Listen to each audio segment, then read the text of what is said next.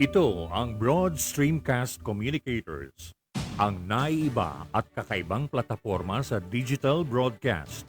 Mula Luzon, Visayas, Mindanao hanggang sa iba't ibang dako ng mundo.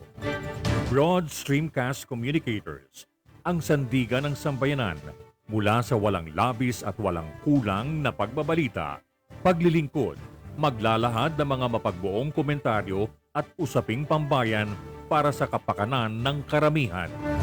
Broad Streamcast Communicators, tuwirang maglilingkod ngayon hanggang sa susunod na henerasyon.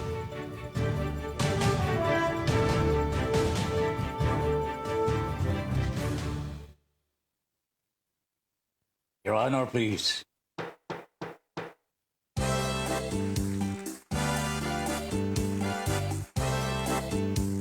Philippines. Your Honor, please, pakinggan mo reaksyon at komentaryo. Hihimayin ni Ben Paimon ang bawat isyu. Your Honor, please. Mga kurang sa gobyerno, wala siya sinasanto. Mga baho ibibisto, kahit sino. Trabaho lang, walang personalan. Ang tamaan, mabubunggulan. Komentaryo'y makatotohanan. Dito lang malalaman. Sibit pa'y po inyong samahan. Your Honor, please, inyong pakinggan. Mga isyu sa ating bayan, pag-uusapan. Your Honor, please. Problema ng ating bayan, talakayin, pag-usapan, upang maliwanagan ang taong bayan. Your Honor, please. Your Honor, please, pakinggan mo reaksyon at komentaryo. Hihimayin ni Ben Paimon ang bawat isyu. Trabaho lang, walang personalan. Ang tamaan, mabubunggulan. Komentaryo, makatotohanan. Dito lang malalaman. Sipin pa'y po inyong samahan. Your Honor, please, inyong pakinggan. Mga isyu sa ating bayan, pag-uusapan. Mga isyu sa ating bayan, pag-uusapan. Your Honor, please. Philippines.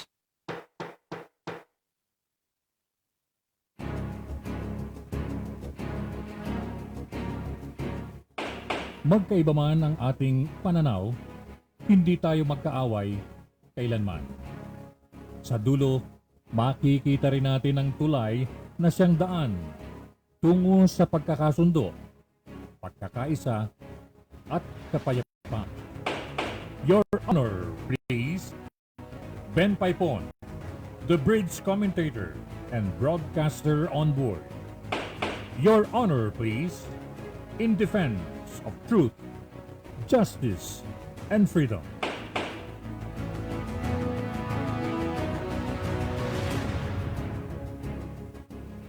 Philippines. Good evening. Hi, Miss Universe. Magandang gabi po. At welcome now to the program, Your Honor, please. Ako po si Ben Paipon, inviting you now to join us dito po sa ating programa.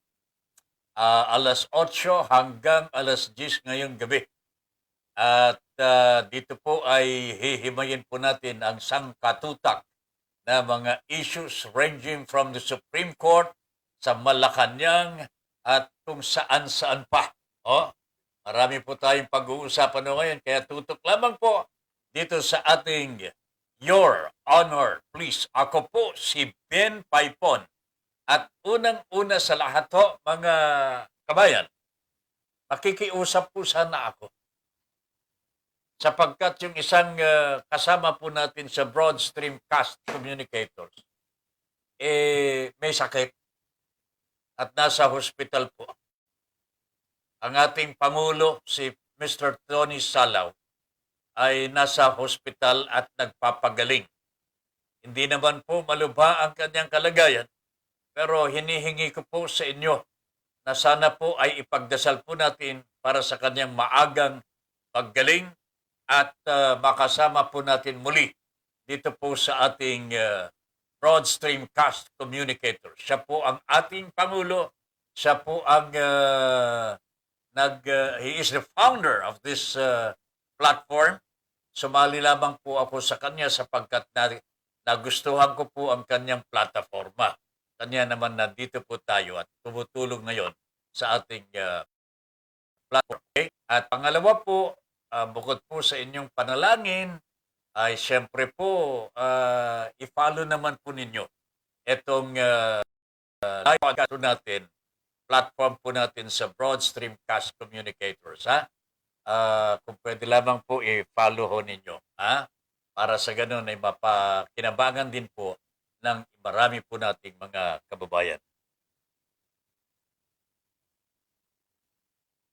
Alright. Okay. Pabatiin muna natin. Ha? Sana ho, ipagdasal ho natin si paring Tony. Ha? Kasi nasa hospital, wag na ho ninyong alamin kung saan po siya nandun. Basta ipadalangin ho natin. Nanggaling na po siya sa heart center. Lumipat po. Okay? Lumipat po ng hospital. Alright. Magandang gabi muna, Toto Aguila. Good evening. Nandito na po si Toto Aguila. Good evening, partner. Hindi ka na tumawag. Wilma Zamora. Good evening, sir. Good evening, Wilma, Ben, and to all viewers. Alright? Alright. Umpisa na natin. Jomar Maymar and Andrew Neo are watching with you. Jomay, good evening po, Sir Ben. Eve M. Ramos, good evening po, Sir Ben Paipon, Your Honor, please. Miss Universe, ayan, good evening din. Eve and BSC family. Jane Cruz, good evening. Gandang gabi po, sabi ni Jane. Toto Aguila, Wilma Zamora, get well soon, Sir Tony Salaw. Praying for speedy recovery. Ayan, salamat po, Eve. Ha? Elena Olivar Noya is watching. Good evening. Armando Dungo, get well soon, Mr. Salaw. Ayan, yan ang gusto kong madinig. Oh. Good evening po, sabi ni Mel Paipon. Sinong Mel Paipon ito, ha? Magandang lalaki ba ito o magandang binibini? Mel Paipon, good evening po. Okay? Ed Bausa is watching. Toto Aguila, good evening, Tata Ben. We are watching right now. Sinong kasama mo, Toto? Ha? Bakit hindi ka nagpaparamdam? Alright? Nagpa-programa din ba ito? Alright. Anyway, magandang gabi po sa inyong lahat na nanonood na sa ating programa. Unang balita po natin.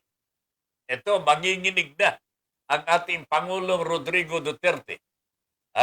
Sapagkat matagal na ho niyang sinasabi, wala siyang pakialam sa investigasyon na ginagawa ng ICC, International Criminal Court, sapagkat tumiwalag na raw po siya.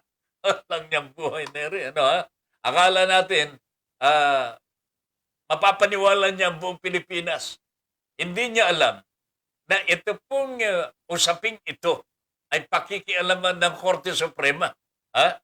Meron na pong desisyon ang Korte Suprema tungkol dito sa pagtiwalag ng ating bansa sa International Criminal Court. Ano po ba ang bisa ng investigasyon na gagawin ng ICC laban dito kay Pangulong Duterte at 11 pang kasama po niya? Kasi hindi naman po nag-iisa ang Pangulong Duterte. So ito po ang desisyon ng Korte Suprema ho, mga kababayan. Supreme Court decides with finality that the ICC retains jurisdiction over ano ito? The suit filed against Duterte and 11 others for crimes against humanity up to 1 year after the Philippines withdrew as a signatory to the Rome Statute. Mabigat-bigat na ito. May kapangyarihan po ang ICC to continue the investigation and probably up to the trial and conviction. Baka may conviction ho ito. Makukulong talaga ang Pangulong Rodrigo Duterte. Wala naman po yatang death penalty ho ito, mga kababayan. Walang death penalty ito. Imprisonment lang po ito. Pero pagka nakulong ka ho dito for crimes against humanity, yon ang hindi ko na alam kung gaano karaming taon mananatili sa kulungan ang isang national leader. Hindi ko alam kung gaano katagal ang pagkakakulong ng isang leader ng isang bansa na mahahatulan po crimes against humanity ng ICC. Ito'y magtataka po kayo mga kababayan sapagkat karamihan po dito sa mga nasa Korte Suprema po ngayon, ito'y mga appointee ng Pangulong Duterte.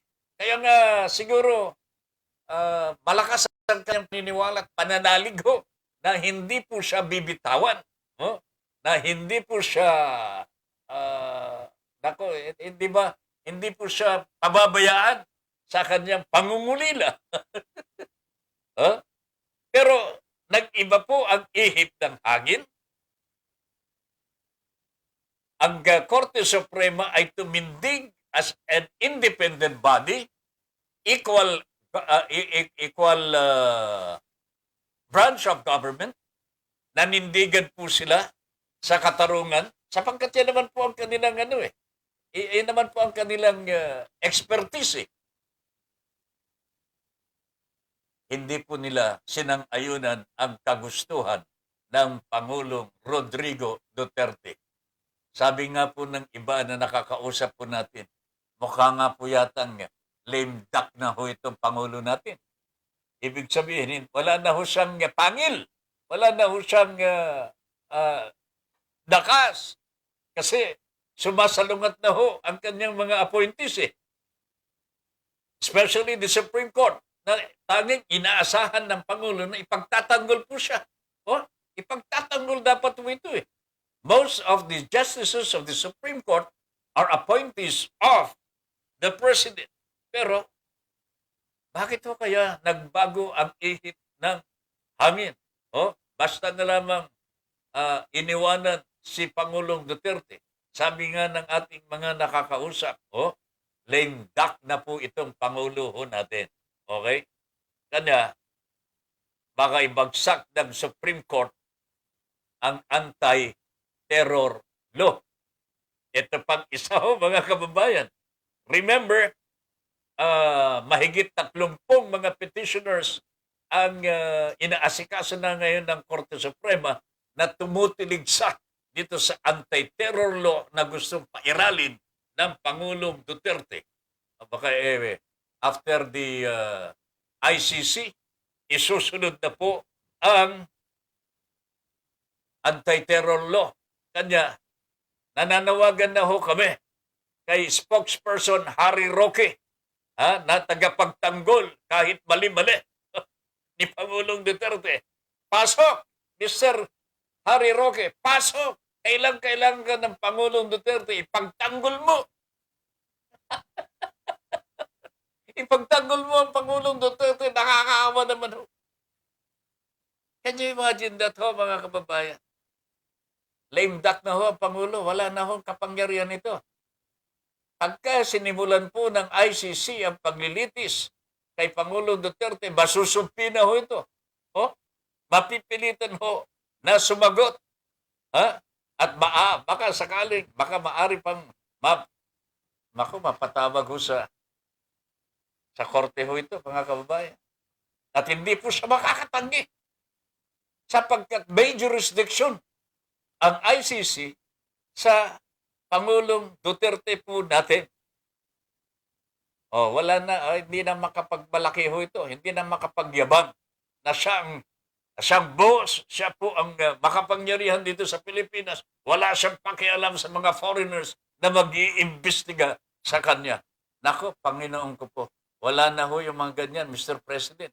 Malapit na hong magtapos ang inyong termino. Kanya mag-isip-isip na ho kayo. Mag-isip-isip na ho kayo. 11 pa sa mga nasa administrasyon ang nakasuhan po together with the President. Isa na po dyan, itong si Alexander Aguirre, dati po niyang Secretary of Justice. Okay? At nandiyan din po si Senador Rolando Bato de la Rosa. Ayan. Mag-antay-antay ho kayo, Mr. de la Rosa. Sapagkat hindi kayo makakaligtas. Kasama po kayo sa asunto laban sa crimes against humanity. Together with your president, yung boss mo, dati dyan sa Davao, ganyan din po si Aguirre ho, mga kababayan. Naglingkod sa kay Mr. Duterte po sa Davao. And they have done so many things against human rights po, mga kababayan. Pati yung ibang mga opisyalis na dinala ho niya sa Manila. Galing lahat po sa Davao yun, mga kababayan. And they were, siguro nag-practice ho sila doon to violate human rights. Kaya nung nandito na po sila sa Manila, talagang expertise na nila yan ang paglabag sa human rights. Kanya ho, umabot po sa 25,000 ang biktima po ng war against crime. Crime against drugs. No? Yan po ang tala ng mga nasa pamahalan po natin mismo. 25,000 plus. Yan po ang bilang na sakop ngayon ng ICC. Crimes against humanity po ito, mga kababayan. Ayan ako. So this is the good news para sa mga biktima po ng krimen sa pamagitan ni Pangulong Duterte. May pag-asa na ho kayo na makakamtan po ninyo ang katarungan. At may pag-asa na rin po ang Pangulong Duterte na madidinig po kung siya po ay tama o mali. At kung siya po ay may tama, pues syempre, makukulong ho ito. Makukulong. Lalo na kung may tama ho si Pangulong Duterte.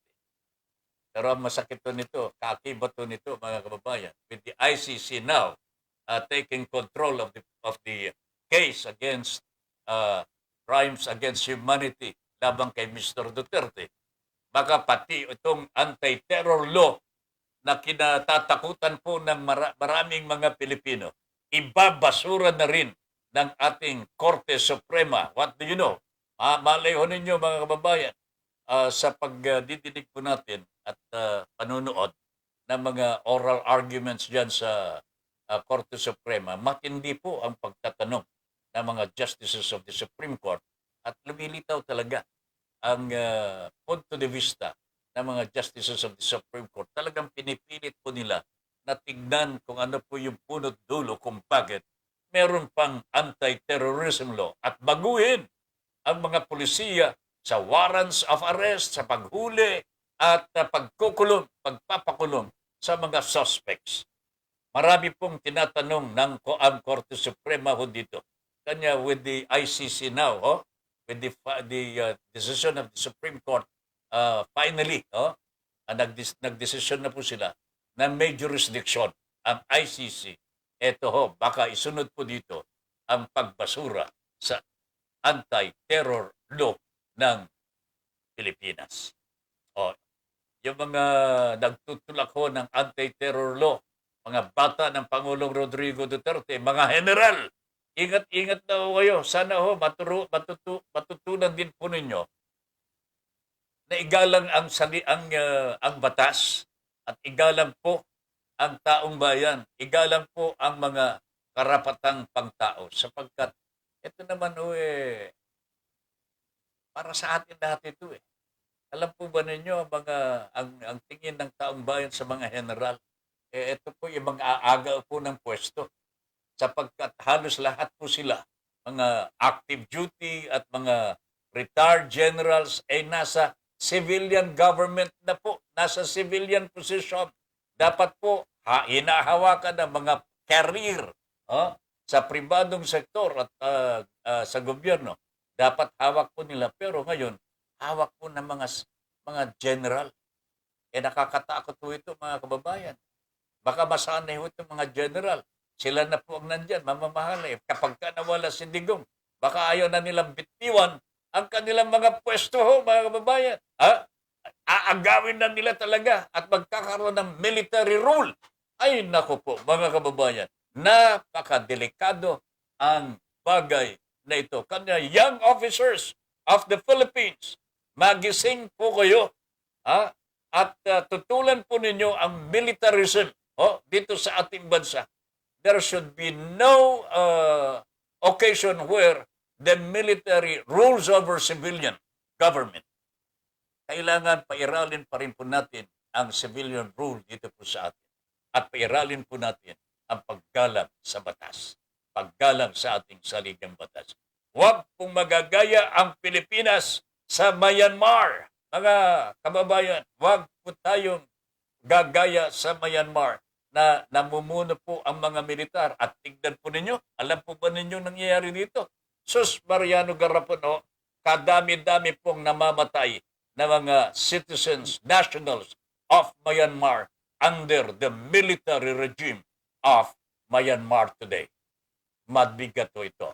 Okay?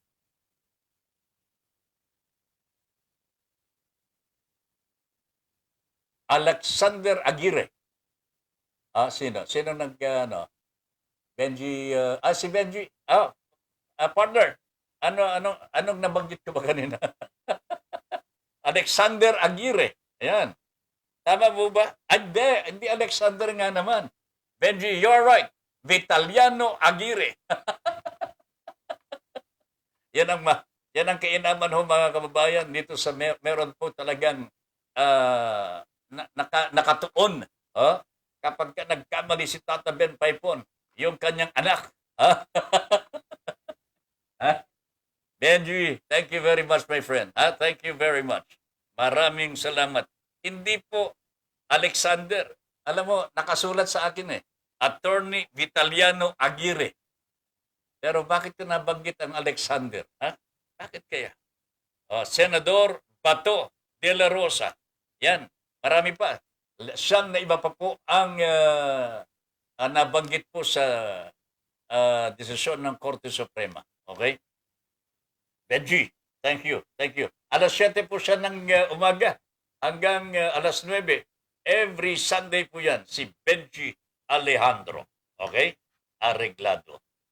Lahat ng pinatay nila from July 1, 2016 hanggang March 17, 2019, 25,000 plus. Yan ang lumalabas po sa talaan. Sakop ngayon ng ICC. Kanya walang kaliglig o kaligtas-ligtas po itong Pangulo natin. Hindi ka na pwede magyabang dito kahit tawagin mo pa itong si Mr. Roque. Alam po ninyo, mga kababayan, iwanan natin sandali itong Korte Suprema. Tapos na tayo dyan. Ano po? Pero pwede pa naman natin balikan mamaya ng kaunti. Yan. Pero itong lilipat labang po tayo kay Mr. Roque sapagkat kung pwede lang magalit siguro si Ma'am Leni Robredo. Kung pwede lang manggalait para murahin po ito si Harry Roque. Siguro ginawa na niya. Kanya nga likas na very humble, very decent ang ating Vice President na kahit anong sabihin po o paninira ng administrasyon, tinatanggap po niya. kung minsan hindi ko matanggap, Ma'am Lenny, na natatanggap po ninyo yung mga ganong patutsada ni Mr. Roque at ni Mr. Duterte ho. Naghihinakit ho kasi, ba't hindi kayo lumalaban eh? Pero ngayon, alam po ba ninyo mga kabayan, dahil po sa pagsisinungaling ni Mr. Roque, nagagalit na ho si Ma'am Lenny. Oh, tinawag po niya na liar. Pero kaninang hapon ho, tinawag ko na itong si Mr. Roque na congenital liar. Tinawag na po ni Ma'am Lenny ho. Sinungaling itong si Mr. Roque. Alam po ba ninyo kung bakit sinungaling nga naman itong si Mr. Roque? Kita ninyo, di ba Vice President po siya? Nung una, itinalaga po yan ni Pangulong Duterte. Parang courtesy to the Vice President. Elected naman siya di ba? Courtesy to the Vice President. Binigyan po niya ng cabinet position, housing. Binigay po sa kanya. Hindi nagtagal ho. Ayaw nang mag-attend si Lenny sa cabinet meetings. Hindi na pinapapasok ni Mr. Duterte. Ito si Lenny. Hindi na nakaka-attend ng meeting sapagkat ayaw ni Duterte na mag-attend si Vice President. So kung kayo ang Vice President, kayo si Lenny Robredo, siyempre ho, ayaw ng Presidente makita ang pagmumukha mo, di wag kang pumunta. So, umalis. Ang sabi po ni Mr. Roque, hindi umalis mas gusto niya na siyang mamahala as leader of the opposition. Sinungaling talaga ito si Mr. Roque o mga kababayan. Hindi pinag-a-attend. Bakit hindi po masabi ni Mr. Roque na pinagbabawalan ni Mr. Duterte na mag-attend ng cabinet meeting ito si Lenny Robredo sapagkat yan ang totoo. Kanya tinawag po ni Ma'am Lenny itong si Harry Roque na sinungaling, a liar. Ang sabi ko naman po dito kay Mr. Roque, congenital liar. Bakit? Siguro pinanganak ko ito na ang dila ho nito talagang likas na sinungaling. Makikita naman po nyo sa kanyang mga actuations so ngayon, mga ginagawa. Nako, Panginoon ko po. Alright. Isa pa. Matatandaan po ninyo mga kababayan. Binabatikos ni Lenny ang kampanya ni Duterte sa droga, di ba? Naiinis, nabanaso si Duterte. Hinamon po niya. Itong si Lenny Robredo. Halika, ikaw mamahala dito. Akala ni Digong, hindi po tatanggapin ang hamon. Tinanggap po ni Lenny Robredo ang hamon ni Digong. Wala na ho siyang magawa Nauna na siyang naghamon tinanggap ni Lenny Robredo. Wala pong magawa si Mr. Duterte. Okay, sabi ni Digong, ikaw na ang anti-illegal drug czar. Nako ang ganda ho ng title ho ni Ma'am Lenny. Immediately ho. Anong ginawa ni Madam Lenny? Inaral po niya ng inaral. Hindi nagtagal, nagmi-meeting na po siya. Local officials hanggang sa nakikipag-usap po siya sa mga international counterparts po natin. Okay? Nabasa ho ninyo yan. Nababalitaan ho ninyo yan. Lumalawak na po ang kapangyarihan ni Ma'am Lenny Robredo. Nakikita ho ni Digong na yan.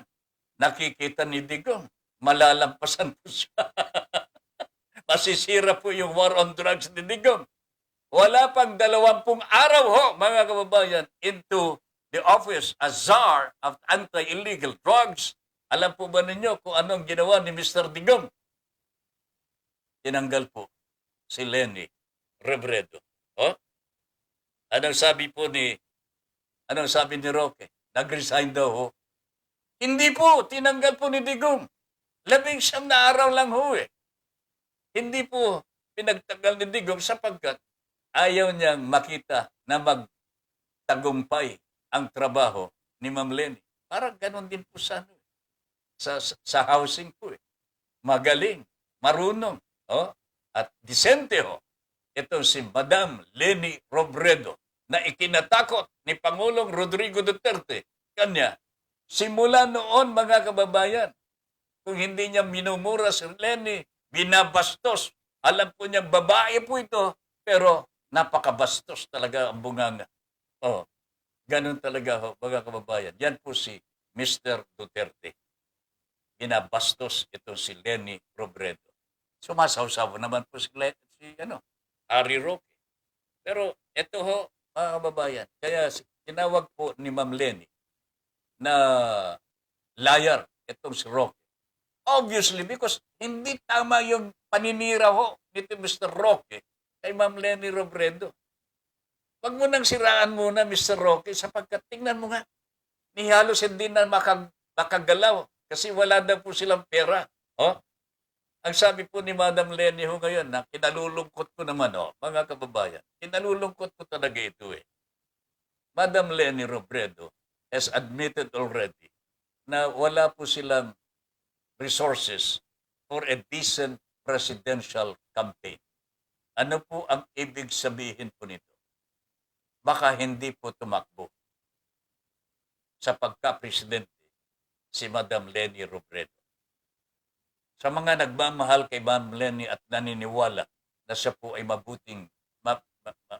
pwede magiging mabuting presidente, papayag po ba kayo na walang resources for a decent campaign si Ma'am Leni?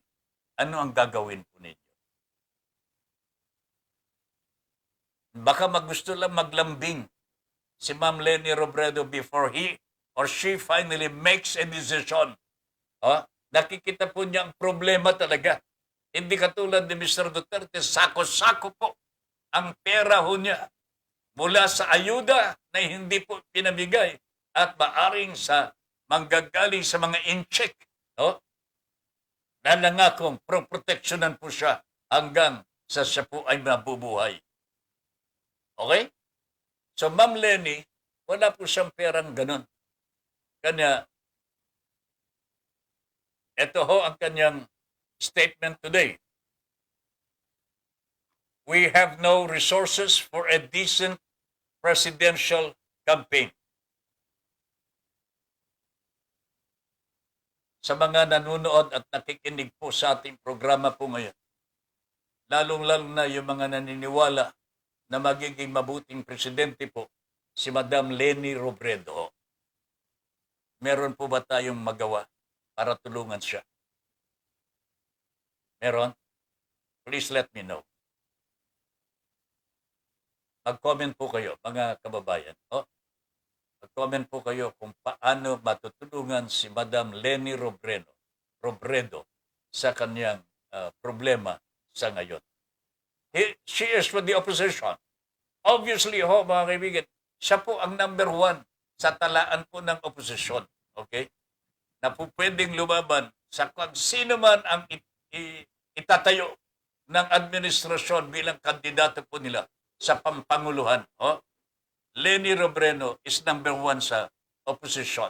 Of course, there are others who could fill up the shoes for Mr. Robredo, Madam Leni Robredo. Pero hanggat nandyan po si Ma'am Leni at hindi pa sumusuko, siya po ang number 1. Okay? Kanya nga lang, nagpapahiwatig na po siya, nagtatapat na po siya sa ating mga kababayan po niya. Wala po siyang enough resources for a decent presidential campaign. So what are we going to do now? Okay? Mag-comment po kayo dito po sa ating Your Honor, please. I will wait for your comments here. Ano po ang gagawin natin ngayon at nagtatapat si Madam Leni Robredo sa atin? Okay? There is not enough resources for a decent presidential campaign. Okay? Nakakalungkot ito, mga kababayan. Ano?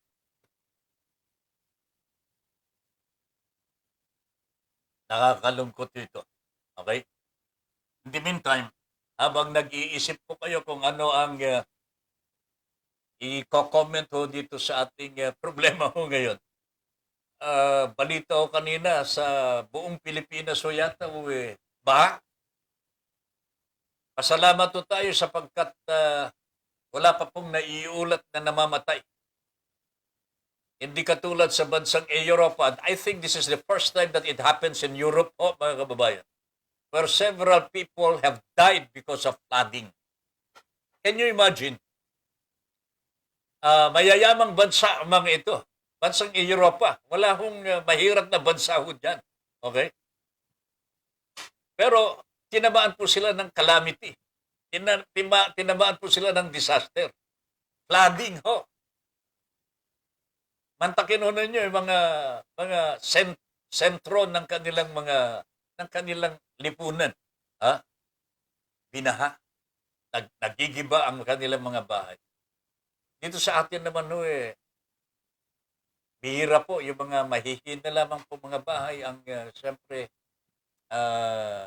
nababaklas, natutumba.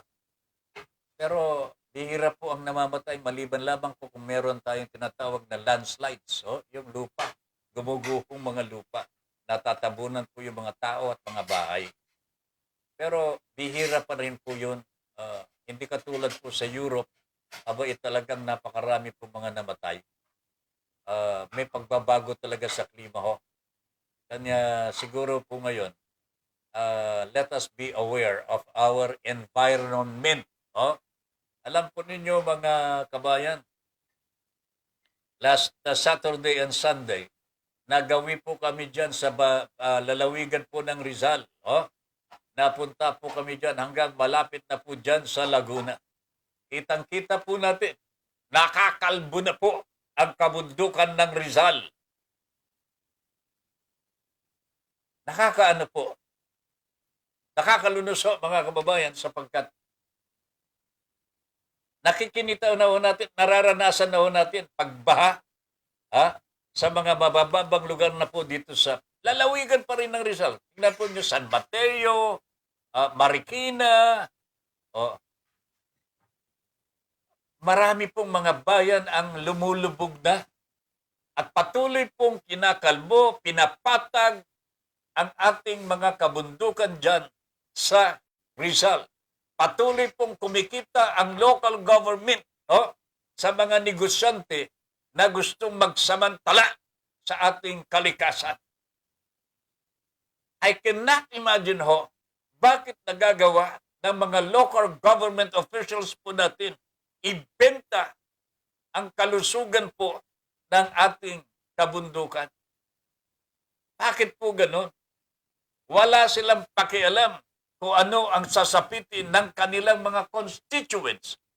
Pagdating ho ng ganitong tag-ulan, malakas ang ulan, magkakaroon ng landslide, magkakaroon po ng flash floods and so on and so forth.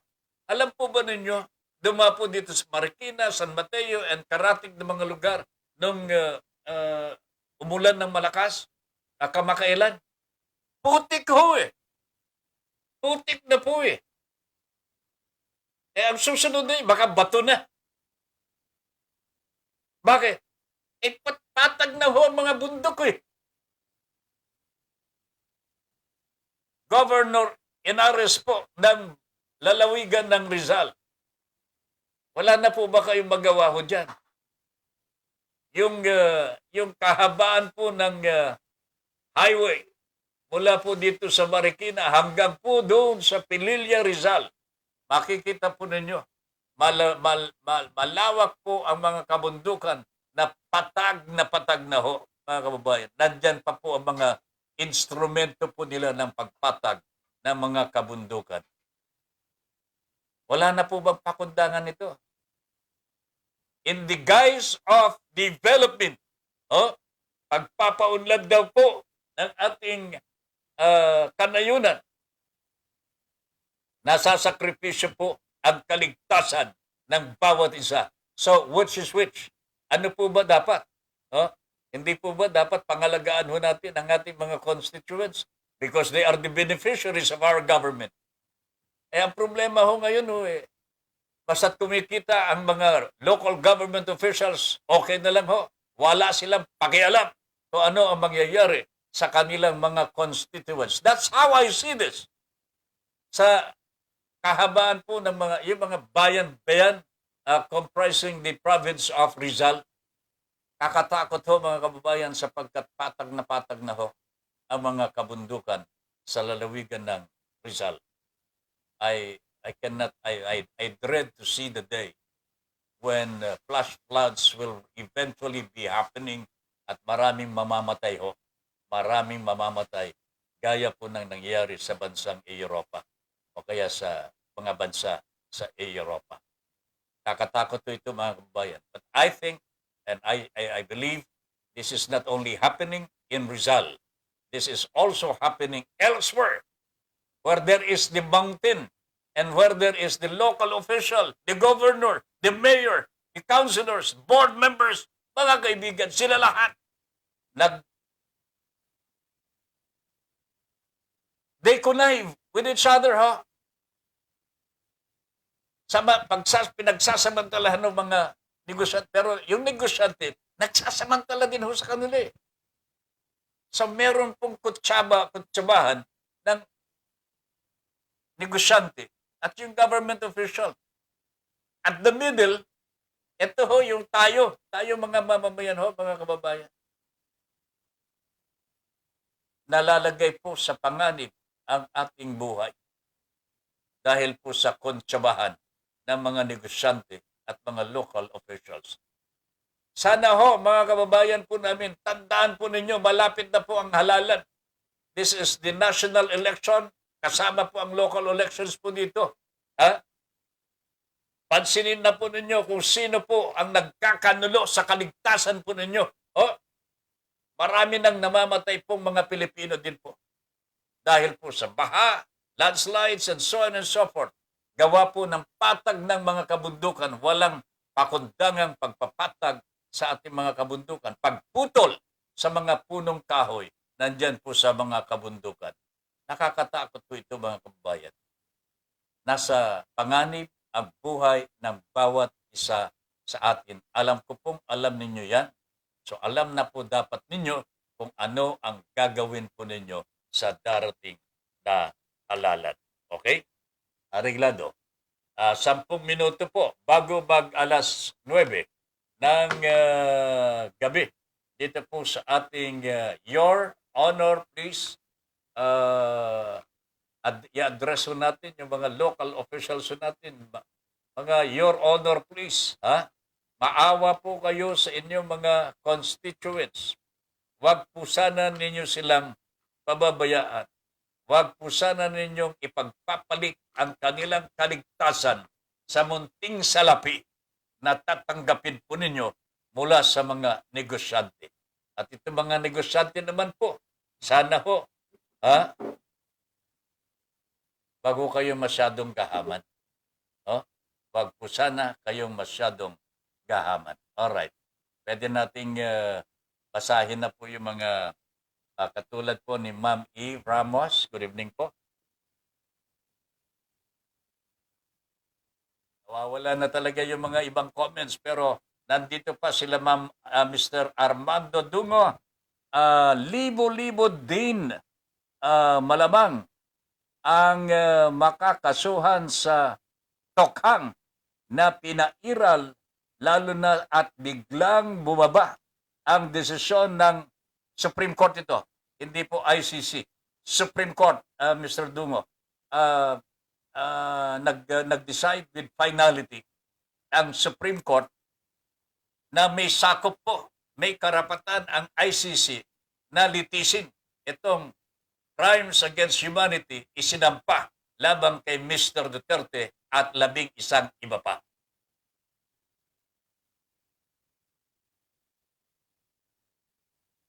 Alright, pakiusap ko lamang po sa mga naunang nag-comment ho. Marami na yung kanina eh. Hindi ko na nabasa sapagkat nawala po dito sa ating monitor. Nagluloko itong internet ho natin. Ito na, ayan. Francis Tica, mag-comment po uli kayo ha, please. Francis Tica, yan pa ang trabaho niya. ka-Duterte ang pagsinungaling. Mr. Tika, thank you. DM Go, may nilulutong machaw sa Malacanang. Kita nyo, tuloy na mga tao kung mag-talk to the nation. Machaw. DM Go, Charlie Fry, bakit hindi pa naiyaangat ni Digong yung tasa ng kape na ibubuhos niya kay Del Rosario? Nasipan na siya sa mukha. Oo nga naman, ano ha? Black belter kaya yon sa martial arts. Si Del Rosario, di ba? Si Digong, hindi na makakalakad ng diretso. Grabe talaga ito. Ha? Hindi magagawa ni Digong yan. Lalo na ngayon. May desisyon na ang Korte Suprema, lilitisin na siya ng ICC.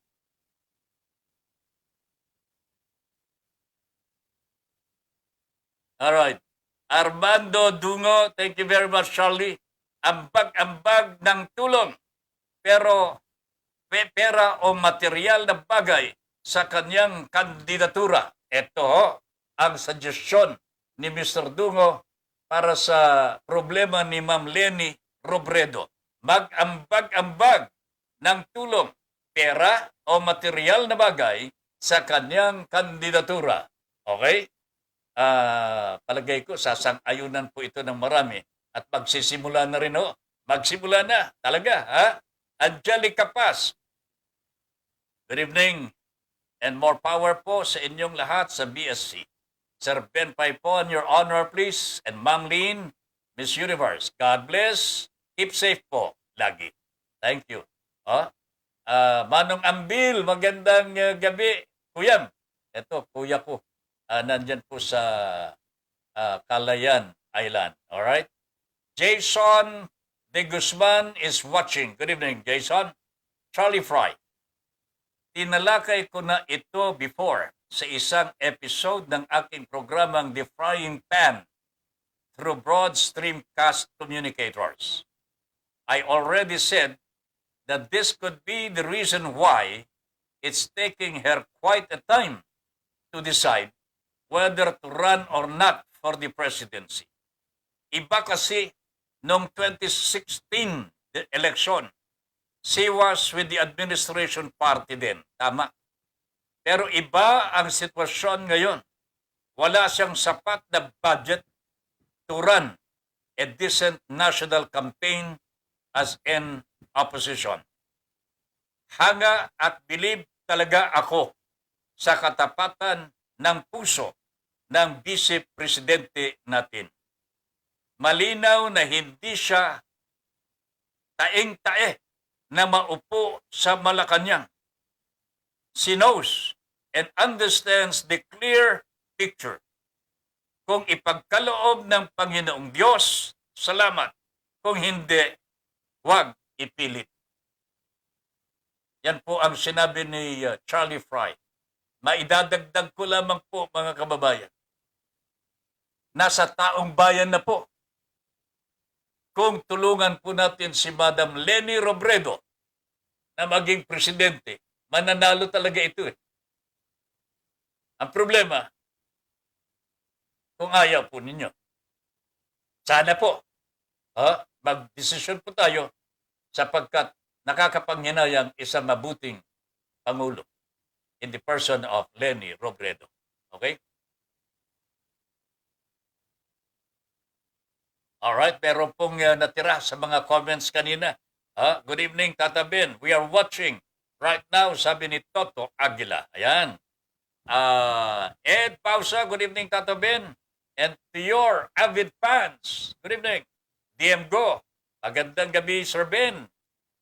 Josephine Taledillo, good evening, sir. Dene Osay Venlag, sign of lame duck leader na si PRRD. Tama po yun. SC decision regarding ICC jurisdiction. Yan ho ang magpapabagsak talaga dito kay Pangulong Duterte. Ito ay magtatanggal sa kanyang pakpak ng yaman. Armando Dugo, paano nila pasisinungalingan kung pirmado ka sa kasulatan, kahit saang korte ka pumunta, wala silang magagawa. Nakapirma ang Pilipinas tulad lamang ng mga abogado o justices. May mga samahan iyan na pang-international. That is very true. That is very true. They might be the appointees of the President, President Rodrigo Duterte. Karamihan na sa kanila eh. Maliban lamang po yata kay Mr. Leonen, Justice Leonen. Kay Ninoy yan eh. Kay Noynoy eh. Si Leonen, kaya pinipilit ho nilang pababain ho eh. Muntik na ho siyang kasuhan ng katulad ni Madam Maria Sereno. Pero mabuti na lamang po eh, nakaligtas po si Mr. Leonen.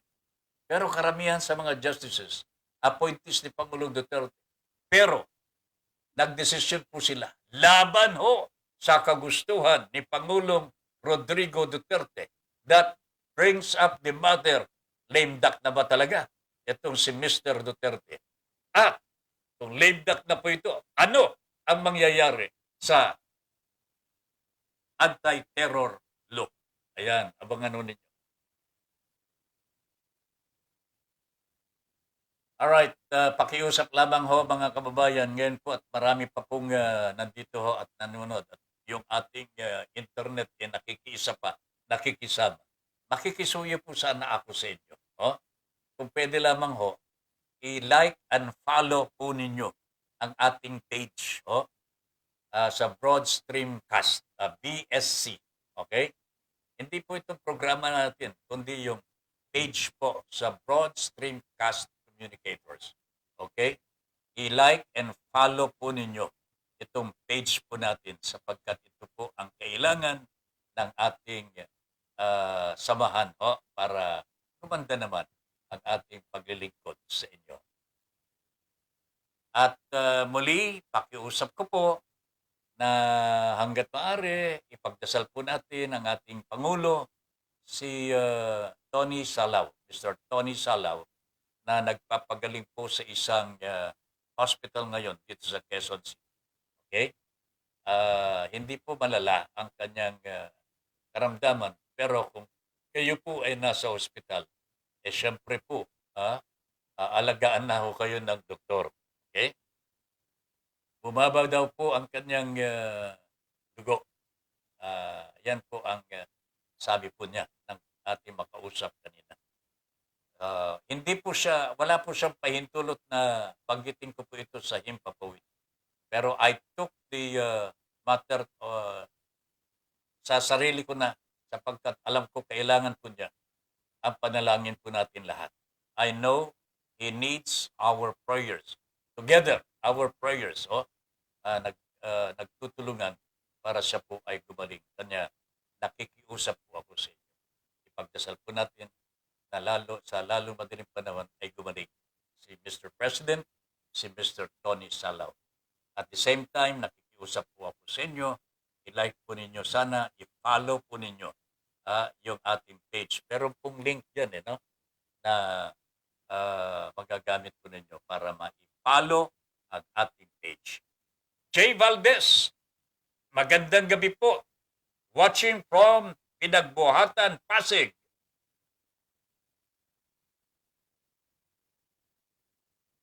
Magandang gabi, Jay. Good evening from Pasig, Pinagbuhatan. DM Go. Balita ko po, treason daw yung magiging kaso niya. Hindi, yung kaso po niya dito sa West Philippine Sea. Yan po pagpapabaya ho Betrayal of the sovereignty of the Filipino people. Ito yung teritoryo ho natin Hindi po niya ipinagtatanggol kay betrayal. Treason po ang tawag ko dyan. Yung kaso po niya sa ICC, International Criminal Court, crimes against humanity ho ito. Libo-libo kasi ang pinatay ho dito Hindi natin sinasabi. Siya mismo ang pumatay. Pero siguro makikita naman po ninyo, sumusunod lang naman po ang mga pulis sa utos ng kanilang Commander-in-Chief. Buddy Badillo, good evening, paring Ben.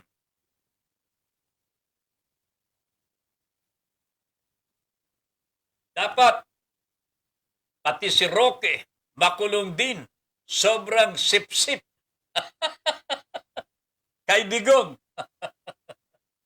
Hindi ko nga alam ho kung paano nagbago ang prinsipyo ng Mamang Iri. Dati-rati po talagang protector po ng human rights at katuwang po sa pagsasabi ng katotohanan. Yan po yun ng mga panahon na wala pa po siya sa Malacanang. Ha? Nakikita pa lamang ho natin siya sa mga kalsada. Ha? Pero ngayon, mga kababayan, nako, pati mga journalists, foreign journalists, international journalists, at mga local journalists, kung ipahiya, akala ninyo, siya na po ang, hindi po Pangulo diktador na Pangulo. Mercedes Ong, good evening Kuya Ben. And Miss Universe, God bless po. At ingat palagi, stay safe po. Ayan, si Ma'am Mercy Ong. Thumbs up po. Si Jane Cruz. Jane, good evening. DM Go. Pagsasawalang bahala sa ginagawa ng mga dayuhang China. Ingat po tayo dyan sa China kasi dami ng mga nakapasok na mga Chinese dito. Nagkukunwari lang na nagtratrabaho sa kasino. Maaring may plano yan sila kasi nasa loob na sila ng ating bansa. Malaki pang palaisipan yan sila. Bakit sila nagdadagsaan dito sa atin? Sabi ng aking kaibigan DM Go, si Paring Kiram, nagpunta na po siya dito sa Binondo area. Diyan po sa, ano ba ito? Tama ba ito? Binondo area. Kung saan na diyan mga in-check. Binondo. Aba kung itaboy daw po yung mga Pilipino na nagpupunta ho dyan. Grabe na ho ito mga kababayan. Sa loob mismo ng teritoryo natin. Ano bang ginagawa talaga ng mga komunistang in-check sa West Philippines? Dinudumihan po nilang teritoryo natin, di ba? Kung nadudumihan po nilang teritoryo natin dyan sa West Philippines, di magagawa din po nila dito sa Binondo area. And other parts of the country where there are now Chinese nationals. Naitsipera na po ang mga Pilipino. Marami na ho. Naitsipera. Lalo na siguro kung ipasa ng Kongreso yung pagbibigay sa mga foreigners ang karapatan na mag-operate ng mga public utility services. Nako, delikado ito. Sana ho, mga lawmakers ho natin, pag-isipan po ninyong mabuti ang, alam ninyo, sinertify ng Malacanang ito na urgent. Kasi palagay ko ho, kinausap na ni Xi Jinping, itong Pangulo ho natin. Sige na, ibigay mo na sa amin yung mga public utility services na yan. Kami nang magpatakbo. Huwag ka nang mag-alala. Magtutulungan ka namin. Yan ang pangako talaga ng mga in-check. Marunong po silang manlilang. Nagpalinlang ko siguro, Pangulo natin. Hindi ko maintindihan ito mga kababayan. Sana naman Hindi. Pero nakikita ko Nakikita ho natin. Nararamdaman ho natin. Tama po ba na sabihin ng Pangulo ng bansa natin na buhusan niya ng kape si Del Rosario, salitang kanto? Yan po ang tanong ni Mr. Francis Tika. Ayan. Alam po ninyo, medyo i-comment lamang po natin ng kaunti ito. Nagalit ho si Digong dahil isiniwalat ni Mr. Del Rosario ang nalalaman po niya na katotohanan na nung 2016 election, nakialam ang bansang China sa ating presidential election. At maaring natulungan pa po ng China ang Pangulong Duterte na maging Pangulo. Mahigpit na pinabubulaanan ngayon yan ni Mr. Duterte. Pinabubulaanan po niya. Pero maitatatwa po ba niya ang nangyaring pagkakaibigan niya with the Chinese people, lalong-lalo na kay Xi Jinping? Wala na ho eh. Kitang-kita ho, mga kababayan, ang kanilang love affair. Love affair.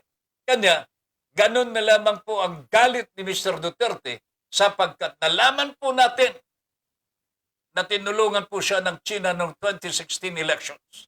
At ngayon, China uli ang tutulong sa kanya because China has a lot of stake now in the Philippines. Mas marami po ngayon ang mawawala kay China kung mawawala si Mr. Duterte sa poder. Sapagkat nakapagpundar na po, nakagumastos na po sila ng katakot-takot, kulang na lamang po sakupin na po nila ang bansang Pilipinas. Mawala si Duterte. Paano mangyayari ho dyan? Baka mabalan po o kaya maperwisyo po yung kanilang plano na sakupin na po ang Pilipinas. Pero bayan ko, mga kababayan, sabihin ho natin sa China, hindi mangyayari yan. Tutulan ho natin ang anumang hagbangin ng komunistang in-check para tayo ay sakupin. Dapat to magkaisa po tayo sa layuning ito. We are Filipinos. Kinakailangan ipagtanggol po natin ang ating bansang Pilipinas. Okay? And then Pedro Alves, good evening Mr. Ben Paipon. Pa-shout out naman po. Sino ang sisigawan natin? Classmate? And then good evening, magandang gabi. At saka yung mga kapamilya natin dyan sa Tugigaraw, Cagayan. Good evening to everybody there. Dene Osay Vedad, Love. Sir, pangunahan po ninyo ang bag-piso para kay VP Leni for presidential candidacy next year. Paano kaya gagawin natin dito? GCash? Wala po akong alright. Hahanap po tayo ng kakampi ni Madam Leni kasi ayaw po masasangkot po sa mga monetary activities po. Ayaw po sanang masasangkot. Pero ako tutulong sa abot po ng aking makakaya. Alright? Baka meron po ko yung mairekomenda na gumawa po nito. Pwede pong gamitin po ang ating programa para mangampanya. Pero for me to handle the monetary pieces, hindi ko po magagawa ang bagay na yan. Alright? So, maganda po na suggestion po ito. Siguro hindi naman po piso-piso. Pwede ba? 10 piso na lang. Kasi yung piso parang wala nang halaga po eh. Pagka binigyan mo ng piso yung bata, titingin pa sa iyo, parang ang sama pa ng loob po. Di ba? So, baka naman po pwede na nating dagdagan ng konti. Kasi itong panahon na ito, talagang mahirap na po talaga ang pera. Parang bumagsak pa nga ho ang halaga ng pera ho natin. Yan pinag-aawayan na po ng Bangko Sentral ng Pilipinas at ng Department of the Budget and Management. Paano nangyari na bumagsak from 50 pesos to $1, naging 42, mga kababayan. Crash. Ang tawag po ng Bangko Sentral ho dyan eh. Bumagsak ho. Hindi maintindihan kung bakit ho. Sabi ho nila, may nagkamali. Paano nagkamali ho? Marami na hong nakapagpalit. At paano yung importasyon, exportasyon ho, mga kababayan, where money, the dollar is being used dito sa ating bansa? Ay, Diyos ko po. Ang laking katangahan ho ito. Sabagay, anong ma-expect natin na nasa administrasyon pa tayo ng Pangulong Rodrigo Duterte. Sabi ni Senador Pacquiao, hindi niya kinakalaban si Duterte. Nais lang niya tulungan si Duterte laban sa korupsyon. Bakit ganun na lang ang galit ni Duterte kay Pacquiao? Drama lang kaya nila ito? Yan ang hindi natin alam, mga kababayan. Maraming misteryo si Pangulong Duterte sa estratehiya at pagpaplano. Maraming tip-tip sa kilikili. Itong si Pangulong Rodrigo Duterte. Kanya, wag ho tayong maniniwala kaagad-agad sa kanya. Merong paroroonan ang kanyang mga ginagawa. Itong si Manny Pacquiao at saka si Duterte, totoo po na sinabi ni Manny Pacquiao, hindi naman po siya galit kay Pangulong Duterte. But let us face the fact. Nag-usap na po itong dalawa eh. Pinakiusapan daw po ni Pangulong Duterte itong si Manny Pacquiao. Manny, huwag ka nang tumakbong pampangulo. Pwede ba? Ipaubaya mo na sa aking anak na si Sara ang pagkakandidato bilang president. Sumagot daw po si Manny Pacquiao, Mr. President, mawalang galang po pero naganda na po ako dito eh. Hindi na po ako po pwedeng umayaw po sa labanang ito. Nagalit daw po si Digong, mga kababayan. Kaya inaaway na niya ang PDP laban ni Manny Pacquiao. Nakasama na ho dito, sabay na ho si Coco Pimentel. That is why there is a problem now between the two factions ng PDP laban. Nalilito po tuloy ang mga tunay na miyembro ng PDP laban. But on the side, sandali lang. Naalaala ko kasi, may sinabi po ang Pangulong Duterte tungkol kay Nene Pimentel. Digong, bakit ka naman nagsasalita ng hindi na makasagot yung pinagsasabihan mo? Nene Pimentel is dead. Hindi na po dapat pong pagsabihan pa ng kung ano-anong masasama. Alam po ba ninyo ang sinabi ni Digong tungkol sa pamilya ni Nene Pimentel? Na hindi raw po siya mahal ng mga taga Cagayan de Oro. Ano ba ito, Mr. President? Bakit po ninyo sinisiraan ang isang taong wala na ho, hindi na makapagsalita?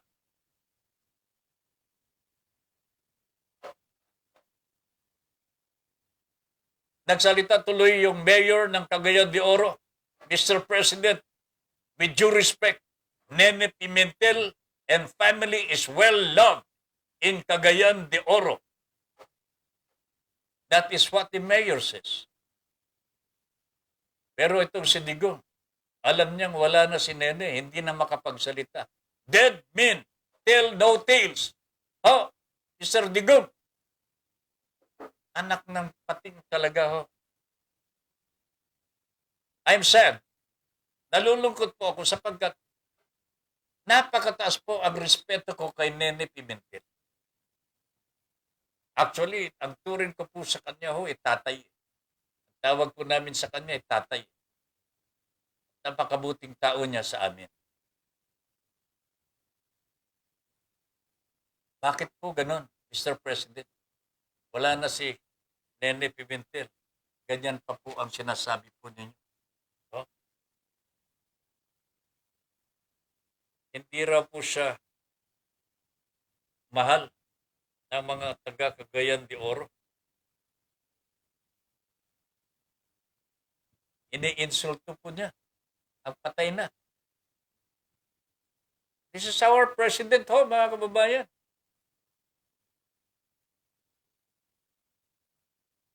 This is our president insulting the dead. Anong klase ito? What kind of a president do we have? Nakakabuisit naman talaga mga kababayan. And he wants to be to continue his services daw to the Filipino people. Manigas ka na lang kaya dyan, sir. Ha? Antayin mo na lamang ang ICC, malapit na ho. Antayin na lamang po natin, mga kababayan. Nakalulungkot po sapagkat wala na po si Nene eh. Hindi na po makasagot ho eh. Iba po yung sagot ni Coco Pimentel kaysa yung sagot ni Nene Pimentel. Ito ang founder ng PDP Laban ho eh. Ito mahal talaga ng ating mga miyembro ng PDP Laban. Kinikilalang ama ng PDP Laban. Pagkatapos gaganyanin po ni Pangulong Duterte, si Digong. Oh? Bastos talaga ho ang ating Pangulo.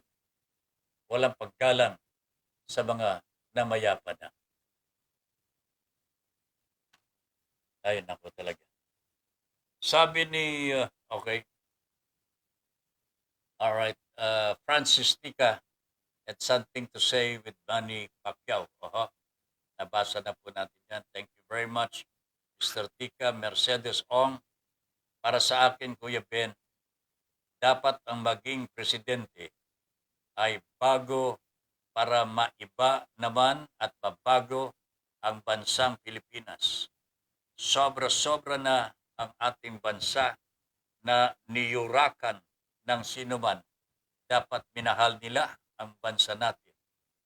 Wala eh, pinabayaan. Yan po ang sabi ni Madam Mercedes Ong, Ma'am Mercy. Charlie replied to Francis, sabi ni Senador Pacquiao, hindi niya kinakalaban si Duterte. Nais lang niya tulungan si Duterte, etc. Ito ang retort ni Charlie Fry kay Francis Tika. Totoo po ang awayan nila Pacquiao at Digong. May access po tayo sa loob ng kampo ni Manny. Hindi po ito drama.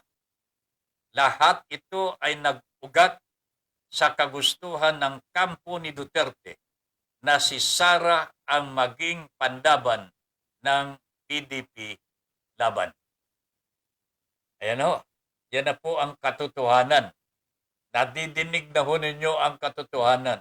Hindi po totoo na si Duterte ayaw po niyang patakbuhin ang kanyang unika iha, Miss Sara Duterte, as President of the Republic of the Philippines. From the very beginning, wala nang ibang inaasikaso ni Digong na maging Pangulo, kapalit po niya. Dahil kailangan niya ng kapalit eh, kung hindi si Sara Duterte. Yung sinasabi po niyang, ay hindi ko papayagan, hindi kaya ng babae ang pagiging presidente. Yan, that is a lot of BS, mga kababayan. Salitang lasing ho yan. Salitang, wag naman ho. Okay. Kitang-kita na ho natin ang baraha ng Pangulong Duterte ho, mga kababayan. Kitang-kita na ho natin. So, malay ho ninyo, it's either Leni Robredo, Manny Pacquiao, bahala na ho kayo kung sino po ang... pero medyo may panahon pa para pag-aralan ho natin, pag-usapan po natin, sino po dapat ang magiging presidente ho sa susunod. Sunny Baguio is watching. Magandang gabi po, Sunny. Jose Gregorio Clemente. Marami ang hindi makukuling sa kanila dahil hindi naman illegal ang pagiging bading. Makukulong. Hindi makukuling. Marami ang hindi makukulong sa kanila dahil hindi naman illegal ang pagiging bading. Talaga ito si Mr. Clemente. Mr. Clemente, gandang gabi po. Late ka na. Late. Angelica Paz is watching. Good evening, ma'am.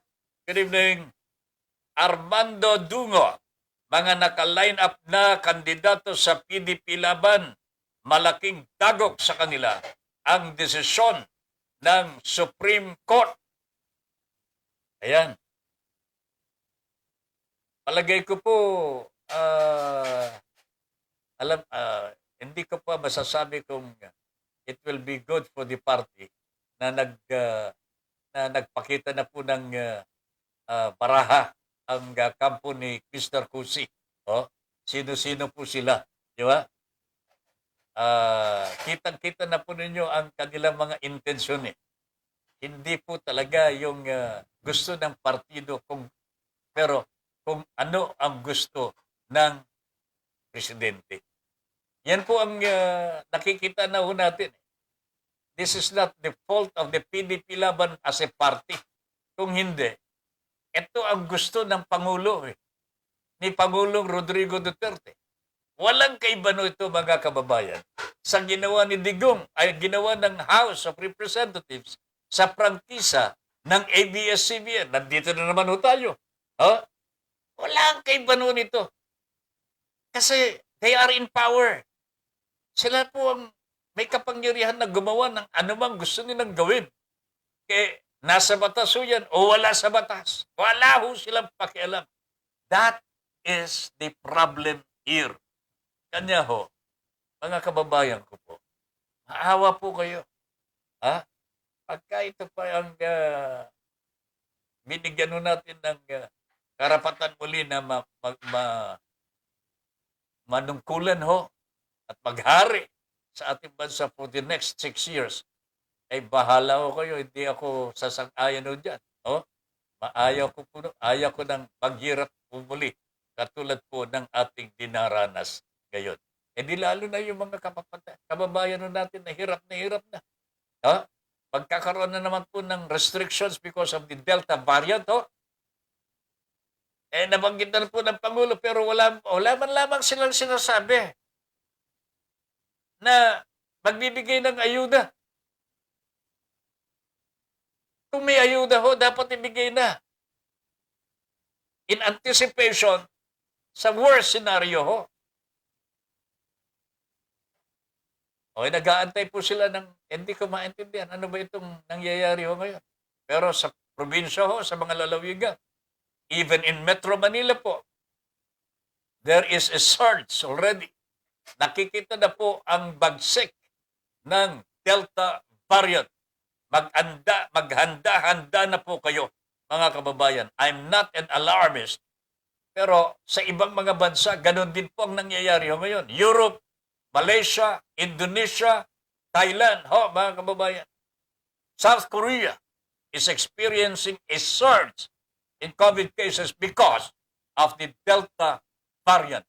How about the Philippines? Meron na rin po.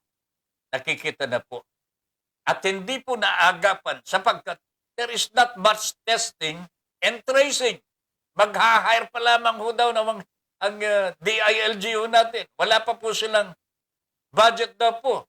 Hihingi pa rin po ng budget. Ay, ano mangyayari ho? Kailan ho darating?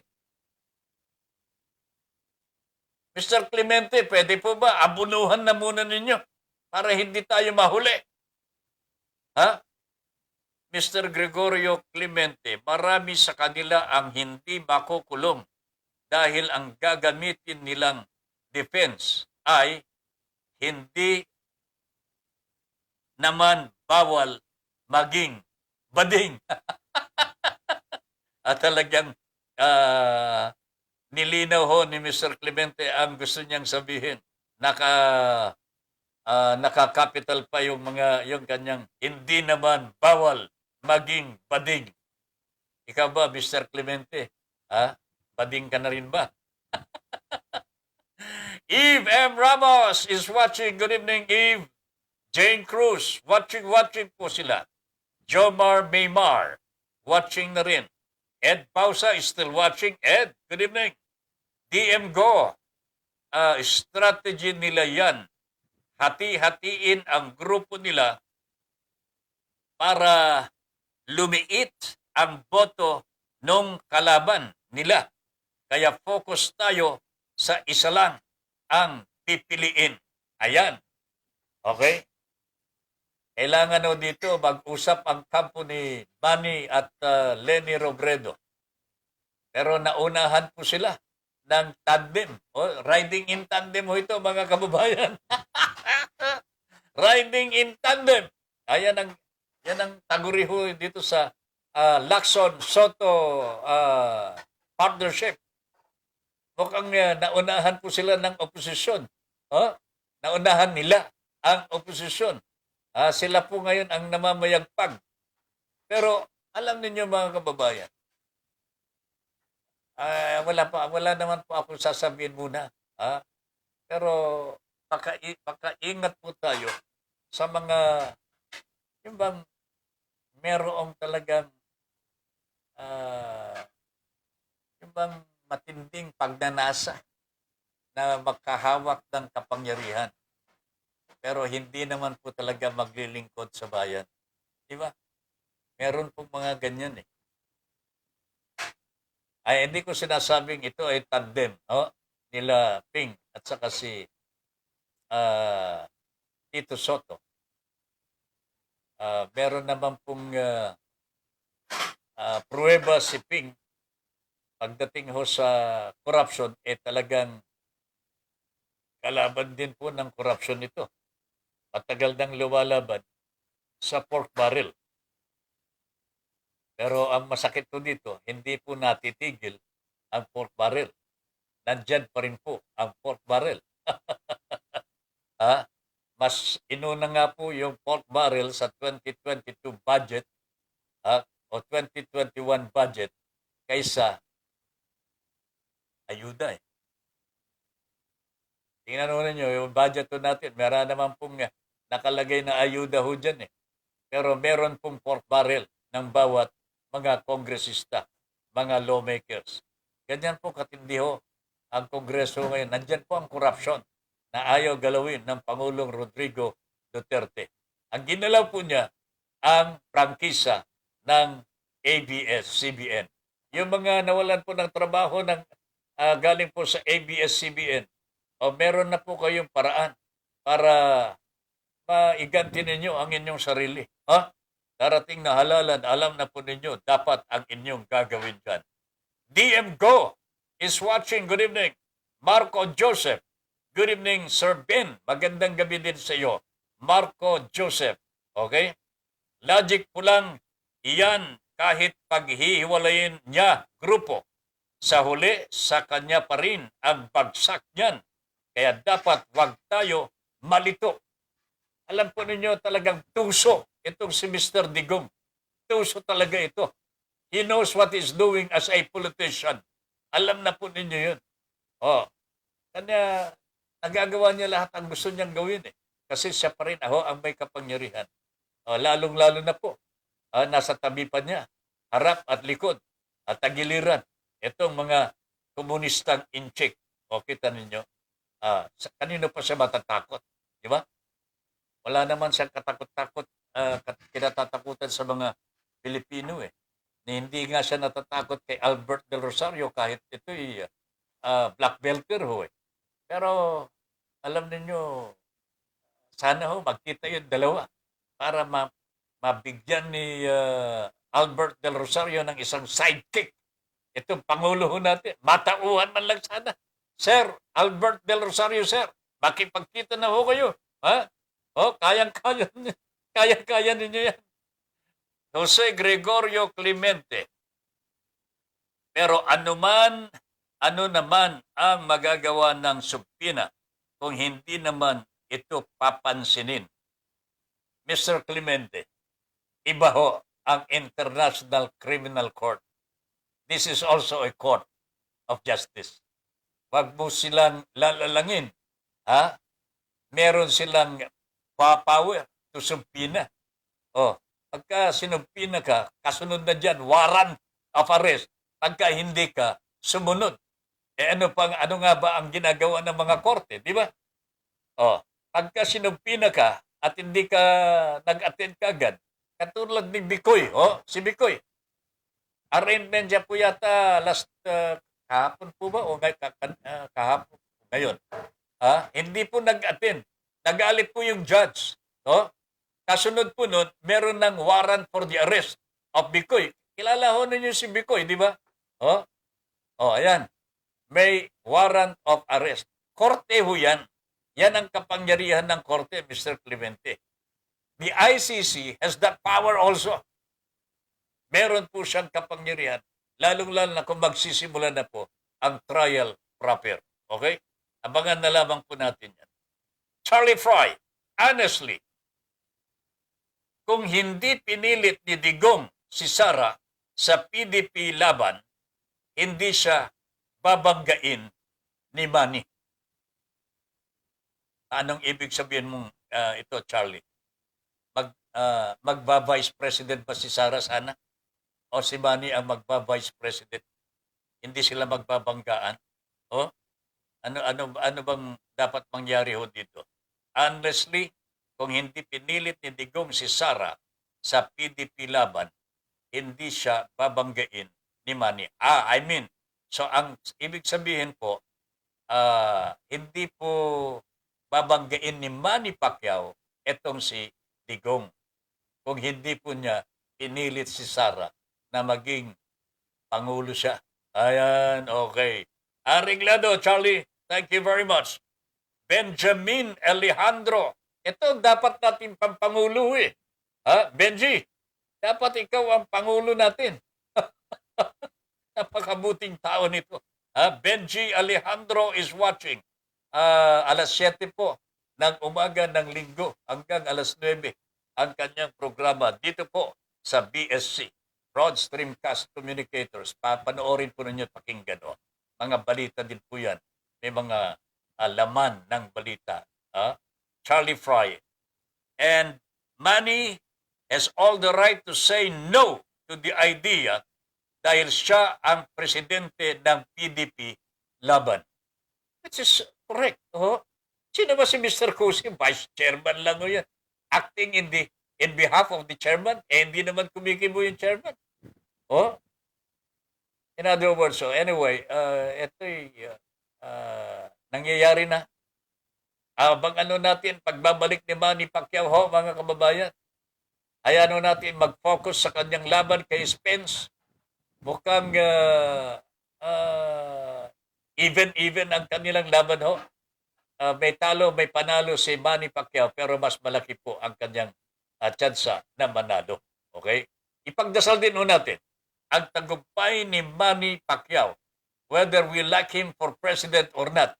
Ang mahalaga, mapanalunan niya ang laban na ito with Mr. Spence sapagkat karangalan po ng bansang Pilipinas ang anumang makakamit na tagumpay ni Manny Pacquiao. Okay?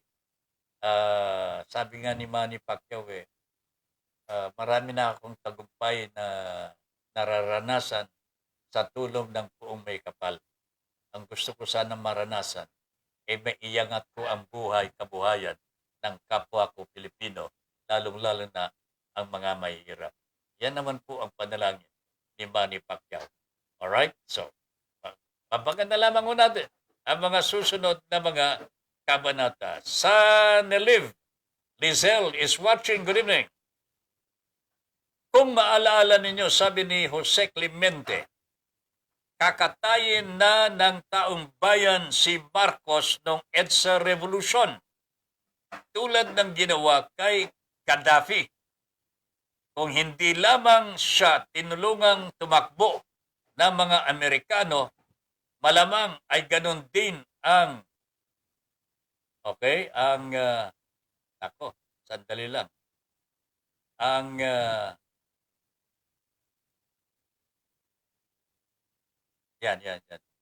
Dito yata, yan.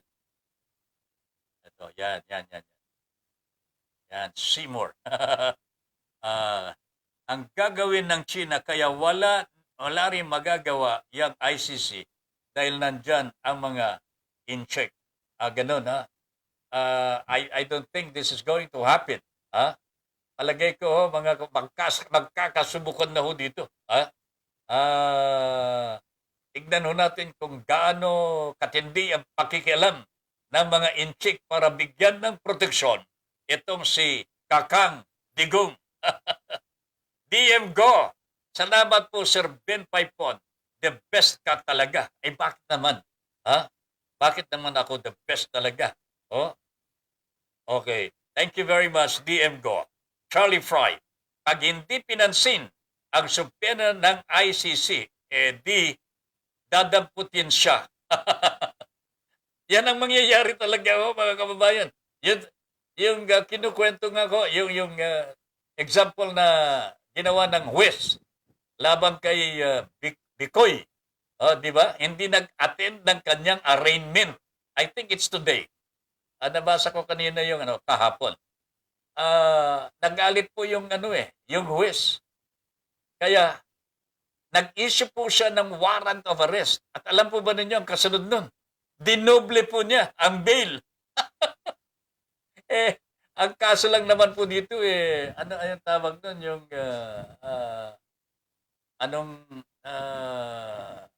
parang nagsisinungaling sa korte. Yan ang kaso lamang po ni Bicoy pero nagalit ho yung huwes. Dinoble po niya ang bail. Sa halip na 18,000 ang kanyang bail, naging 36. Saan mo kukunin yan, Mr. Bicoy? Okay. Yan ang mangyayari ho, mga kababayan. Kung hindi po papansinin ni Digong, maaaring makialam ang China ho. Pero tignan po natin gaano kalakas ang China in so far as the ICC is concerned. It is not run by China. It is run by multinationals. Maraming nasyon. Kabahagi po sa nagkakaisang mga bansa. So it is not China alone, it is not America alone. Ang namamahala po dito mga nasyon, mga bansa sa buong mundo. Okay? Tignan ho natin. Francis Tika is also watching. Francis, magandang gabi po. Sana Liv Lizelle,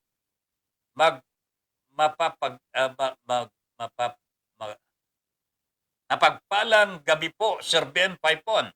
Your Honor, please, and Miss Universe. Lumalabo ng mata ni Tata Ben Paipon. Pasensya na ho kayo kung minsan nadudulas ho tayo, ha? Okay? Mapagpalang gabi po, Sir Ben Paipon. Your Honor, please, and Miss Universe. Sabi ni Sanaliv Lizelle. Charlie Fry. Okay? Kung nangyari kay Gaddafi, pwede rin mangyari kay Digong. Hindi lang yung nangyari kay Marcos ang pwedeng mangyari sa kanya. Iba na ho ang panahon ngayon, mga kababayan. Iba na talaga ang panahon sa ngayon. Nung araw, meron pong mga diktador Pero yung binabanggit na Gaddafi, naging kaibigan ni Imelda yan Buhay pa po si Ma'am Imelda. Diktador yan sa Libya. Pero nung nagbago ang ihip ng hangin, hindi po pinatawad ng mga Libyans si Gaddafi. Okay? Ganon din po si Saddam Hussein. Ito yung mga matitinding diktador. Walang makakapalag ho sa kanila pagka nagusto nila pumatay. Papatay ho sila. But those were the days. Pero ngayon ho, mga kababayan, sana ho, nagbabago na. There should be order in the court. There should be order in the universe. There should be order in the Philippines. Ang problema ho, wala pa yatang nag-o-order pero alam niyo mga kababayan, ako'y naniniwala that the ICC will act independently this time. Okay? At marami na po silang pruweba na naipakulong ng mga leader ng ibang mga bansa na nag-abuso sa kanilang mga kapangyarihan. I cannot see any reason for China to interfere in the affairs of the ICC. Unang-una, legal matters so ito. Hindi po technical. Hindi po pera-pera ho dito. Maliban lang kung magpapalagay ang mga huwes na uupo dito sa International Criminal Court. Pero mahirap po ito mga kababayan sapagkat iba-iba ang mga huwes, iba-iba po ang pinanggagalingan nila. Hindi po sa iisang bansa lamang. Okay? at meron pong Pilipino na kasama po yata dito sa hanay ng mga West. Okay? Alright. Thank you very much, Charlie. Ed Pausa, Padre, nandiyan ka pa rin. Perjury taben. Tama. Perjury ang kaso ni Bicoy. Pagsisinungaling sa korte. Perjury ang kaso ni Bicoy sa kanyang pagsisinungaling sa korte. Ayan, tama po si Thank you very much, Ed. Maraming salamat. Okay. Ay, nako, talaga naman. Yung munting balita ho. Ang Sinovac po ay hindi pa po pwede na iturok sa mga bata edad 3 hanggang 17. Pinangangalandakan na po kasi ng China na sa kanilang bansa daw aprobado na po ng kanilang FDA. Kaya gusto nilang sumunod na kaagad ang FDA po natin na hindi pa po nagsasagawa ng pagsusuri. Paalala lamang ho sa ating FDA. Gamitin naman ninyo ang inyong talino, konsensya. Hindi ko mo sinasabi ng China, okay na sa kanila. Okay na rin ho sa atin dito. Ang totoo niyan mga kababayan, yung clinical trial ho ng Sinovac, hindi pa kompleto ho yan. Pero sa utos ng Pangulong Duterte, ayan, nangyayari po. Kaya, meron pong mga unreported cases ho. Side effect ng Sinovac. Lalo na ho ngayon, mga ituturok na po sa mga bata. Panginoon ko po, nakakatakot po ito. Wag naman po sana maulit po yung Dengvaxia ho. Ikinamatay po ng maraming bata ho. Sana, wag naman ho.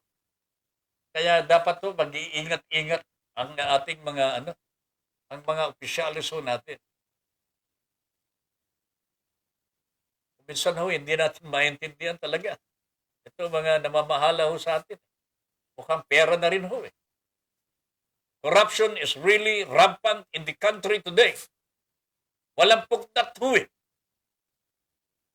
Pinabayaan na ho kasi ng ating Pangulong Rodrigo Duterte. Pati ang kanyang mga tauhan ho. Yung mga malalapit ho sa kanya. They are all involved in businesses. Si Mr. Roque ang kanyang may bahay po. Meron silang malaking project po dyan sa Bataan. Sa susunod pag-uusapan natin dito, detalyado ang tungkol sa project po ng mga Roque dyan sa Mariveles, Bataan. Kumikita na po sila ng limpak-limpak na salapi. Kaya ito si Mr. Roque, mukhang pwede na ho mag-senador. Nung araw, sinasabihan po siya ng Pangulong Duterte, hindi ka mananalo. Ngayon ano kaya sasabihin ni Diggo? Mananalo ka na, tumakbo ka na. Pero sasabihin po ng taong bayan, hindi namin iboboto yan. Jose Gregorio Clemente, si Ceausescu, ito yung sa Romania po ito Ceausescu, kinaladkad sa kalsada at minasinggan kasama ng misis niya. That is correct that is true mga kababayan. Sa galit po ng tao, yung kanilang Pangulo ayun, kinaladkad po sa kalsada. Ayun ako talaga. Si Mussolini, binitay po ng patiwarik. Ayan. Ayun, na nakakarinig na tayo ng mga kasaysayan sa ibang mga bansa. Malapit na rin po tayo sa Pilipinas. Aabangan natin ano kaya ang gagawin sa Pangulong Duterte pagka nagsimula na po ang investigasyon, trial proper para sa kanya sa crimes against humanity. In short, Dene Osay Vedlav, in short, sir, kung may kaso, ka di mo kasi alam nasa utak ng mga hukom. Tama po ito. In short, sir, kung may kaso sa stress, ano po ito? Ah, stress ka talaga. Di mo kasi alam nasa utak ng mga hukom. Okay? Sa totoo lamang ho, hindi mo alam kung anong iniisip ng hukom. Ha? Nag-iisa nga yung hukom, hindi mo alam kung anong iniisip ko nito eh. Ha? Na hindi mo makikitaan ng body language eh. Ha?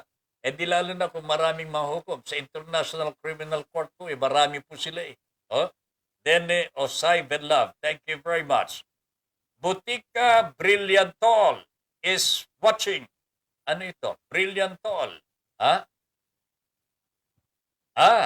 Si Maribel ba ito? Maribel, magandang gabi sa iyo, ma'am. Ha? Botica Brilliantol is watching. Brilliant Oil.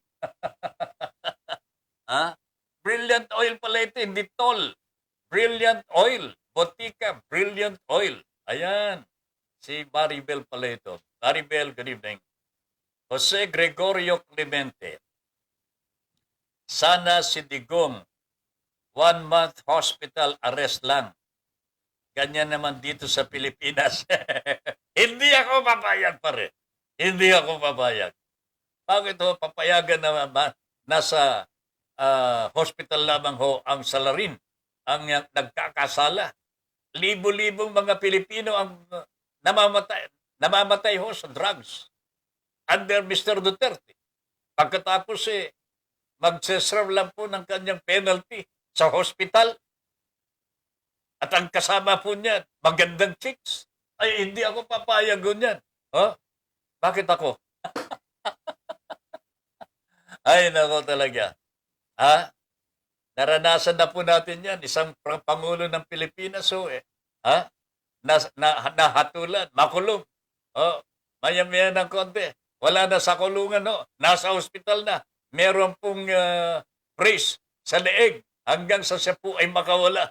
Nang makawala, wala palang sakit sa leeg. Ay, Panginoon ko po. Ay, courtesy of Mr. Digong yan ang nagpakawala kay Mrs. Gloria Macapagal Arroyo ay walang iba kung hindi ang ating Pangulong Rodrigo Duterte. Kanya, pasalamatan ho ninyo, mga kababayan. Si Mr. Digong, pinakawalan niya ang na-convict sa graft and corruption na si Gloria Macapagal Arroyo. Nagkunwari, may sakit ho siya sa leeg. Di ba may brace ho siya? Nasa hospital po siya. Nung pinakawalan ho ni Digong, biglang nawala ho yung brace ho niya. Wala palang sakit sa leeg. Panginoon ko po. Ayun. Ay, nako talaga.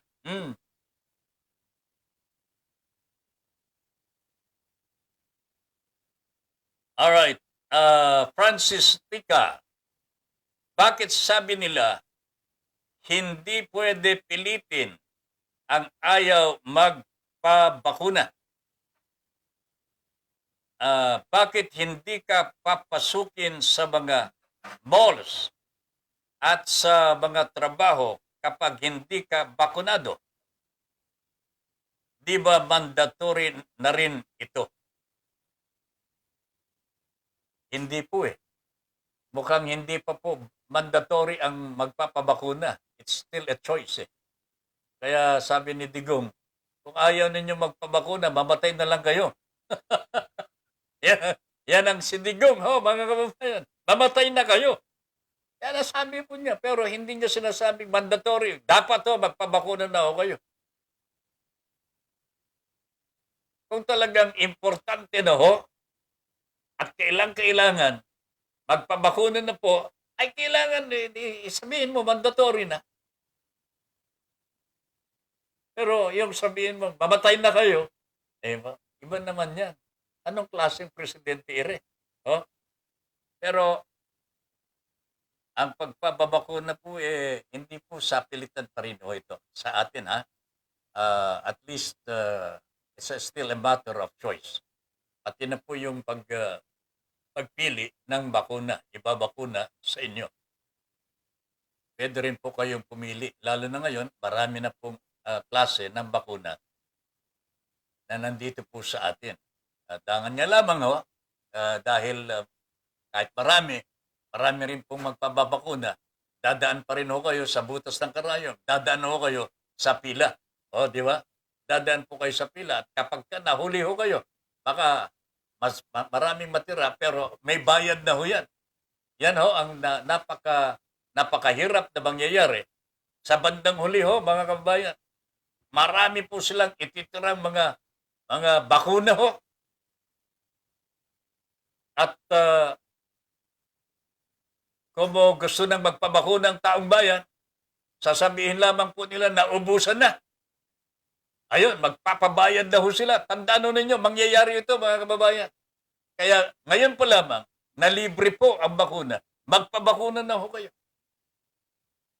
Total, wala naman pong masama eh. Wala naman po talagang masamang epekto sa katawan ng tao. There are. Meron po. Hindi naman po talaga 100% yun eh. Pero sabi nga po ng mga eksperto, mas malaki po yung ginhawa na matatanggap po natin kaysa yung risk, yung peligro. Which I believe naman. Okay? Kung magpabakuna ho tayo, the chances for recovery ay napakalaki. At hindi po tayo magagawi sa tinatawag na ICU o kaya extreme severe cases. Okay?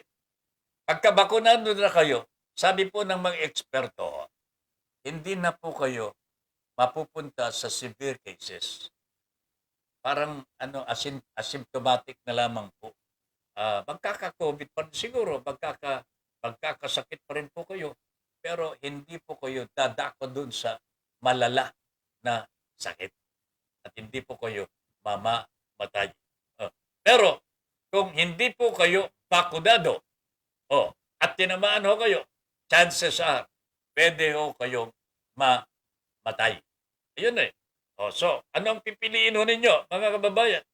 Matter of choice ito eh. To live or to die. Masakit pa ho nito. Makakahawa kayo sa iba. Kung sakasakali hindi kayo bakunado, dinapuan kayo. O paano yung mga kamag-anak mo, yung kapitbahay mo, yung kamag-anak mo, yung kapamilya mo na nasa loob ng bahay mo. Mahahawa ho yan. So para hindi tayo makahawa kanino man, pagpabakuna na ho tayo. Mas maganda ho na may bakuna po tayo, may protection po tayo sa ating sarili. Francis Tika, bakit sabi nila hindi pwede pilitin? Ito na po yung bakuna, okay? Bakit nila hindi pwede pilitin ang ayaw magpabakuna? Bakit hindi ka papasukin sa mga malls at sa mga trabaho kapag hindi ka bakunado? Alam po ninyo, trabaho ng yan eh. Trabaho ng IATF. Minsan nagkakasalo-salungat eh. Butika Brilliant Oil. Good evening po, Tata Ben. Ayan, bumati rin po si Maribel. Maribel, magandang gabi po sa iyo. Maria All is also watching. Ma'am, namimiss po namin kayo. Magandang gabi po, ha? Good evening. Jose Gregorio Clemente. Paano nyo naman ikukulong yung ale? Wala namang kulungan na para sa mga unano. Allah ka talaga. Kanina bading. Ngayon naman unano. Ano kayong sasabihin ni Mel Rodelio Militante? Nawawala si Mel. Hanapin po nga ninyo. Pwede ba hanapin po niyo si Mel? Nawawala eh. Parang hindi kompleto ang gabiho natin kung wala yung mama eh. Ito si Mr. Clemente. Kanina bading. Ngayon, unano naman. Ano nang susunod, Mr. Clemente? Yun, si Manong Ambil, yung aking kapatid, Norberto Paipon, nakikipagpuyat po sa atin. Manong Ambil, good evening. Kumusta po ang kalayan? Anong comment mo dito, Manong? Nag-comment ka rin, ha? Join the fun. Join the fun. Ito yung kapatid kong mas matanda ho sa akin. Okay? Pero kung titignan ho siya, mukhang mas bata pa nga ho.